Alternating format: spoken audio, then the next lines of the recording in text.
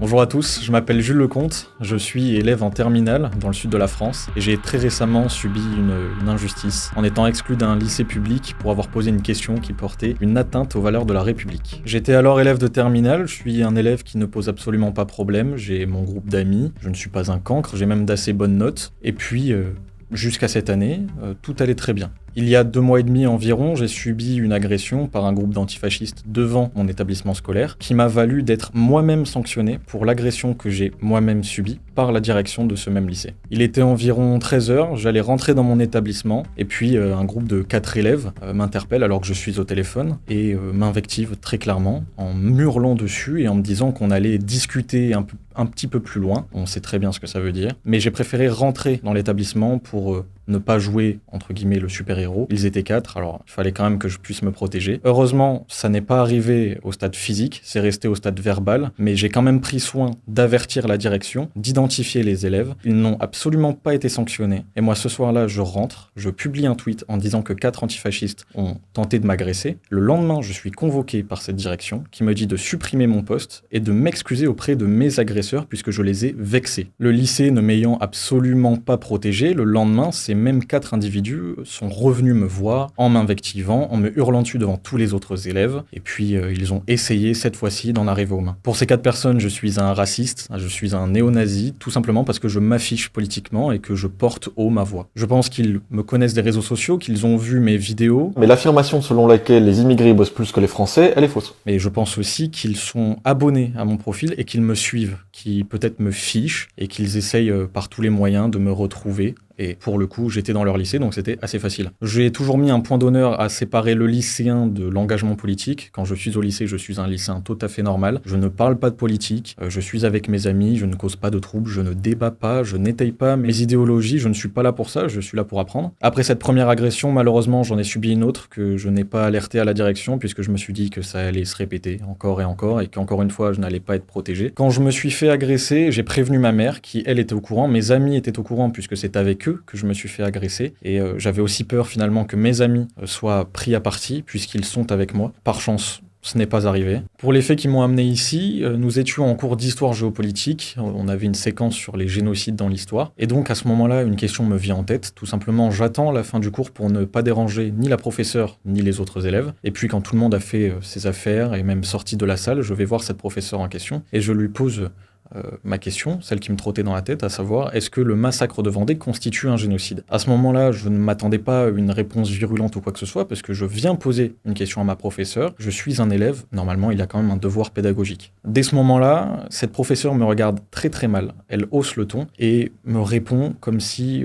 j'étais très clairement son sous-fifre. Elle me dit que non, ce n'est pas un génocide, elle m'invective, me dit que je relais des thèses d'extrême droite, que je relais des thèses négationnistes au sein de ses cours, que ça ne s'arrêtera pas là et qu'elle ne veut pas d'élèves comme moi dans ses cours. Je n'ai absolument rien nié, je n'ai même pas fait de relevé politique, je lui pose simplement une question à laquelle je pensais qu'elle aurait une réponse un peu plus fluide et même peut-être un peu plus avertie, avec des arguments, etc., que j'aurais entendu et que je voulais justement entendre. Après toutes les invectives, j'ai vraiment pris la décision de sortir de la salle, puisque je ne voulais pas rentrer en débat avec une professeure, j'ai été juste là pour lui poser une question en tant qu'élève, donc je me suis dit que ça ne servait à rien, que la discussion ne mènerait à rien et dans tous les cas je ne voulais pas la voir. Avoir une prof en face de soi qui nous insulte, l'utilisation du terme négationniste est très vulgaire, mais en plus c'est une insulte, c'est une invective. J'ai décidé de quitter la salle et finalement d'aller au cours suivant. Je m'attendais à ce que tout s'arrête assez vite, puisque je n'ai simplement posé qu'une question, mais non, la professeure est revenue au galop, elle m'a attrapé au vol dans les couloirs à la fin de la journée.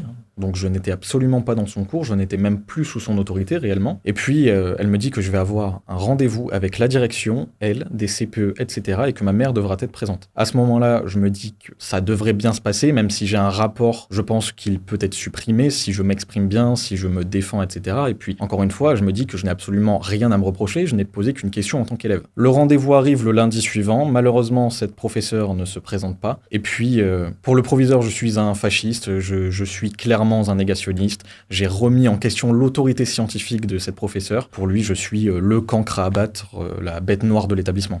Le proviseur est parti du principe que la professeure a raison puisqu'elle est professeure, puisque hiérarchiquement elle est au-dessus de l'élève. Je n'ai même pas réellement eu le droit à la parole puisqu'à chaque fois que j'essayais de la prendre, on me la coupait, on me hurlait dessus et pareil, on m'invectivait. Ma mère était complètement choquée de la situation, elle n'a même pas osé dire un seul mot. Et puis je pense très honnêtement qu'il ne voulait pas en entendre. Alors pareil, le proviseur lui a décidé d'écourter ce rendez-vous, donc on a dû partir. Il y avait évidemment déjà des sanctions qui se présageaient. Avant le rendez-vous, on m'a dit que j'allais très certainement être viré définitivement si je ne me présentais pas au rendez-vous, et puis que c'était en tout cas sur la sellette. Et puis, après le rendez-vous, le proviseur a décidé de m'exclure 3 jours de l'établissement pour atteinte aux valeurs de la République, non-respect du règlement intérieur, etc. Donc j'ai pris la décision de tout simplement quitter l'établissement de moi-même et de déposer ma lettre de démission. C'est malheureux à dire, mais je m'y attendais en fait. Quand cette professeure m'a répondu de cette façon, je m'y attendais clairement. C'est pas la première fois que j'entends des prises de position pareilles dans ce lycée. Je pense qu'il y a une bulle idéologique et qu'il ne se gêne absolument pas. J'ai eu des témoignages, j'ai entendu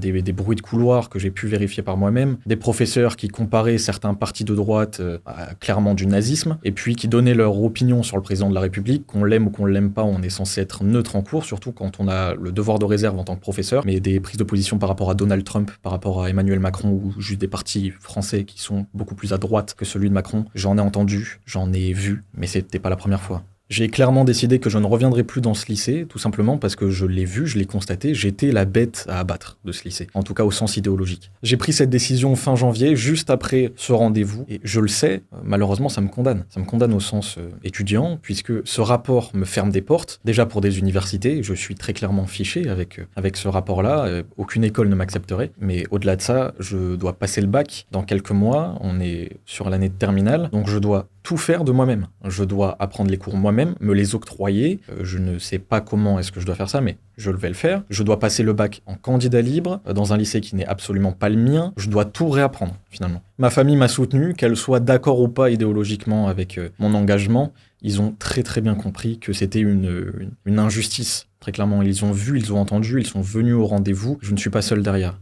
Et bien que ma famille ne soit absolument pas pareil que moi politiquement, ils me soutiennent. La solution, c'est sûr que c'était de me taire, que c'était d'arrêter mon engagement, et c'est ce qu'ils voulaient. Le problème, c'est que c'est acquiescer cette censure, c'est accepter la censure idéologique qu'on nous impute, surtout au sein de l'éducation nationale, et c'est absolument pas la solution, en tout cas pour moi, au sens idéologique, puisque je me bats contre ça. Je me bats corps et âme, par mon engagement politique, et même par bien d'autres choses, mais non, j'allais pas arrêter, en tout cas pas pour eux. Avec ma famille, on a donc saisi la justice, puisque ce que j'ai vécu, c'est absolument injuste, sauf que la plainte qu'on a déposée a été classée sans suite. Même si c'est de la diffamation, même si c'est de la calomnie, etc., ça a été classé sans suite. Et évidemment que l'académie est au courant, évidemment que l'institution le sait, puisqu'on en a eu des retours. Les retours, je les ai pas eus directement, c'est la justice qui les a eus, mais il y a silence radio sur la question, et puis ils se renvoient la balle, l'un et l'autre. J'ai publié donc 2 vidéos ensuite sur TikTok, j'ai publié des posts sur Twitter, etc., qui ont fait autour des 6-7 millions de vues. Et à partir de là, médiatiquement, tout s'est enchaîné, puisque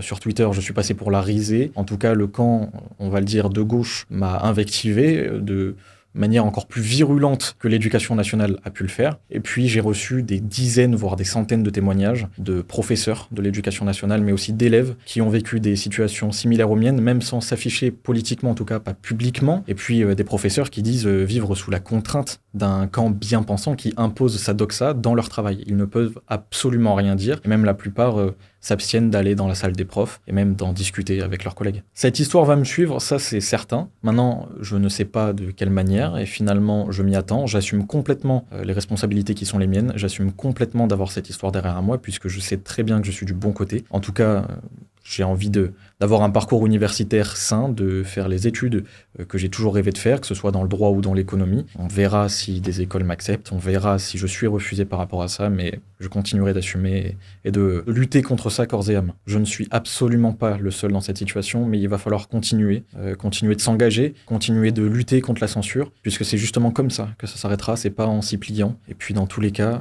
c'est votre identité. Il faut continuer de la garder et il faut la faire perdurer aussi longtemps que vous le pouvez.